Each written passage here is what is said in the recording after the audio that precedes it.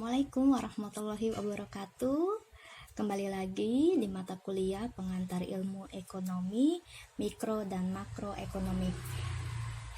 Sekarang saya akan menjelaskan mengenai contoh soal dari materi pasar persaingan sempurna. Nah, seperti yang kalian lihat di depan, ini contoh soal 1 untuk keseimbangan perusahaan dalam jangka pendek. Untuk syarat ya agar perusahaan berada di dalam keseimbangan, jadi ada 2 syarat ya. Yang pertama, perusahaan sebaiknya hanya berproduksi saja. Paling tidak biaya variabel atau variable cost sama dengan penerimaan total. Jadi yang biasa kita sebut dengan TR ya. Jadi TR itu sama dengan total revenue ya, atau biaya variabel rata-rata sama dengan harga ya. Biaya variabel rata-rata apa? AVC ya, average variable cost. Ini sama dengan price ya, atau harga. Nah, kemudian syarat yang kedua, perusahaan memproduksi pada saat MR ya. Syarat keseimbangan adalah MR sama dengan MC. Apa itu MR? Marginal revenue dan marginal cost. Nah, ini syarat untuk mencapai keseimbangan ya. Jadi di contoh soal 1, perusahaan A ya menghasilkan barang X yang dijual di pasar persaingan sempurna. Harga barang X ya. Harga barang X-nya diketahui P sama dengan 10 rupiah ya. Kurva biaya yang dihadapi perusahaan A untuk memproduksi barang X dan kurva permintaan barang X bagi perusahaan A seperti yang ada di gambar ini ya.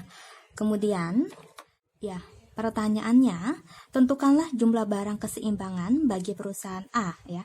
Pada kondisi keseimbangan tersebut, apakah perusahaan memperoleh laba atau rugi? Kemudian pertanyaan yang kedua, tentukan besarnya laba rugi terjadi pada perusahaan A pada kondisi keseimbangan tersebut ya. Jadi berapa untuk besarnya laba atau rugi? Baik, ini kita langsung saja untuk menjawab. Baik, ini kita jawab pertanyaan yang A dulu. Jadi, kalau kalian lihat di sini untuk kurva MC ya atau marginal cost bersinggungan dengan kurva MR ya, marginal revenue ya. Sehingga membentuk titik keseimbangan. Nah, ini titik keseimbangannya ya. Kemudian titik keseimbangannya itu ada di kuantiti 100 unit ya. Jadi jumlah barang X untuk mencapai keseimbangan perusahaan sebanyak 100 unit ya. Selain itu, karena pada tingkat produksi 100 unit, kita lihat untuk harganya ya, 100 unit ini harganya sebesar 10 rupiah ya. Harga sebesar 10 rupiah. Nah, harga ini terjadi di titik MC ya, bersinggungan dengan biaya marginal atau marginal cost ya. Ya, jadi kita bisa menjawab untuk pertanyaan A. Tentukan jumlah barang keseimbangan bagi perusahaan A. Jadi jumlah barangnya X ya. Untuk perusahaan A adalah 100 unit ya. Kemudian 100 unit ini berada di harga 10 rupiah ya. Dan berada di harga atau P sama dengan 10 rupiah. Ya, ini harganya. Kemudian kalau kita lihat ini harganya P. Kalau kita lihat untuk AC-nya, di sini titik AC ya. titik AC atau average cost, biaya rata-rata ini sebesar Rp7 ya. Dan biaya rata-rata adalah Rp7. Artinya apa? Karena untuk harganya lebih besar dari biaya rata-rata, maka bisa dikatakan perusahaan tersebut mengalami atau memperoleh laba ya. Jadi karena kita lanjut ke pertanyaan yang B, tentukan besarnya laba rugi yang terjadi pada perusahaan A ketika perusahaan tersebut mengalami kondisi keseimbangan ya. Untuk mencari keuntungan atau profit, rumusnya adalah P sama dengan TR, total revenue, dikurangi dengan total cost ya. Jadi total revenue ini merupakan hasil penjualan dikurangi dengan biaya produksi. Nah, ini kita bisa dapat apakah perusahaan tersebut mengalami laba atau rugi. Jadi untuk menghitung TR ya,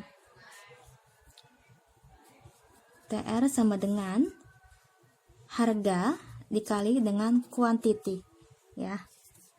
Ini rumus untuk menghitung total penjualan ya, total revenue.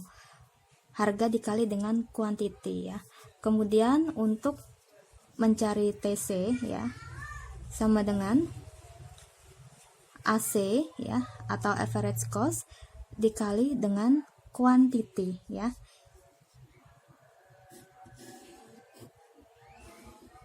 Biaya rata-rata dikalikan dengan quantity. Jadi kita bisa hitung untuk laba atau ruginya. P sama dengan TR-nya P kali Q ya. Dikurang TC AC kali Q ya. Kalau kita lihat untuk harganya berapa tadi ya? Rp10, harganya Rp10 kali kuantitinya ada 100 unit dikurang AC-nya tadi biaya rata-ratanya Rp7 dikali dengan Q-nya 100 sama dengan 1000 kurang 700 ya. Artinya si perusahaan tersebut mengalami laba ya sebesar Rp300.